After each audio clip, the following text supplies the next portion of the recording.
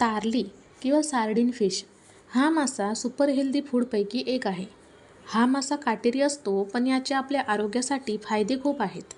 तारली माशांमध्ये calcium, phosphorus, omega 3 fatty acid, प्रथिने, vitamin D इत्यादींसारखे घटक भरपूर प्रमाणात असतात.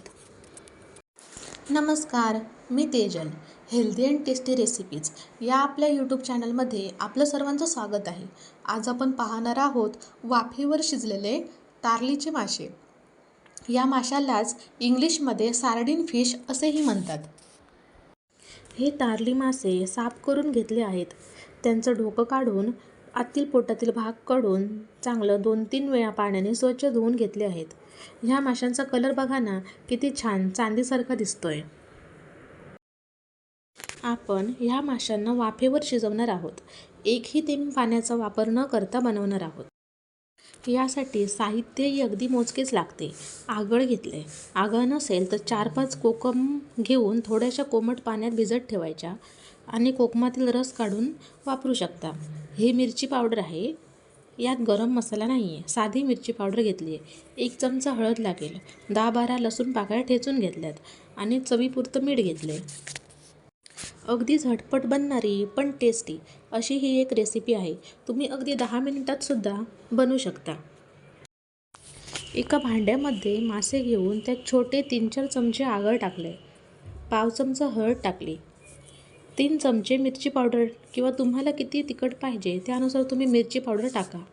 चवीनुसार मीठ टाकलं आणि सगळ्या माशांना व्यवस्थित मसाला लावून घेतला. तुमच्याकडे जर वेळ असेल तर माशांना असंच मसाला लावून अर्धा तास ठेवू शकता. नाहीतर लगेच बनवले तरीही चालतील. हे मासे शिजवायला व्हिडिओ दाखविल्याप्रमाणे पसरट भांडं किंवा कढई घ्यावी.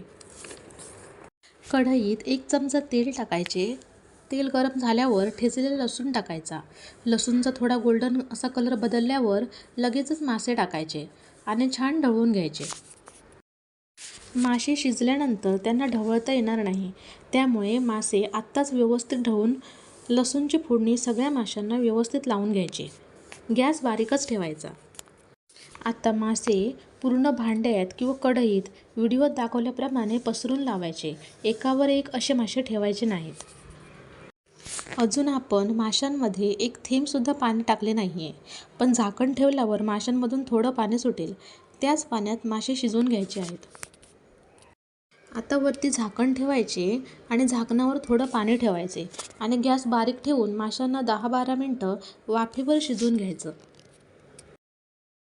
तुम्हाला जर आपल्या चॅनलवरच्या रेसिपीज आवडत असतील तर एक कमेंट करा, व्हिडिओला लाईक करा आणि जर तुम्ही या चॅनलवर नवीन असाल तर आपल्या चॅनलला सबस्क्राईब नक्की करा. 10 मिनिटांनंतर झाकण हळूच बाजूला काढले. तुम्ही बघू शकता माशांना थोडं पाणी सुटले. पकडीच्या किंवा चिमट्याच्या सहाय्याने कढई पकडून मासे हलवून घ्यायचे. यात चमचा घातला तर अगदी अलगद एका बाजूने मासे परतायचे. भाजी आमटी ढवळतो तसं ढवळायचं नाही. चमच्याने एका माशाला थोडंसं प्रेस करून बघायचं मासा शिजले आहेत की नाही ते. कधीकधी गॅस खूप स्लो चालतो किंवा माशांची क्वांटिटी जास्त असते. अशावेळी माशांना शिजायला कमी किंवा जास्त वेळ लागू शकतो. हे मासे अजून 3-4 मिनिट शिजले पाहिजेत. यासाठी यावर परत मी झाकण ठेवून झाकणावर थोडंसं पाणी ठेवलं आणि 3 मिनिटे शिजवून घेतले. हे मासे सुखे बनवायचे असतात. माशामध्ये जर थोडंफार पाणी राहिलं असेल तर पकडीने हलवत राहून माशामध्ये पाणी असेल तर ते सुकवून घ्यायचं. गॅस बारीकच ठेवायचा, नाहीतर मासे खालून करपू शकतात. आता तुम्ही पाहू शकता माशांमधील पाणी पूर्णपणे आटले. मस्त सुटे सुटे दिसत आहेत. कलर पण खूप छान आला आहे. तयार आहेत वाफेवर शिजवलेले तारली मासे. हे मासे काटेरी असले तरी चवीला अप्रतिम लागतात.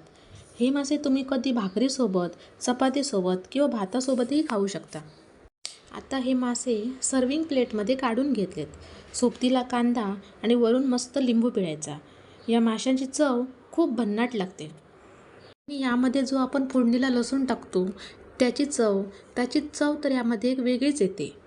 हे मासे असे करून पहा आणि कसे झाले ते सांगा. अगदी झटपट होणारी रेसिपी आहे.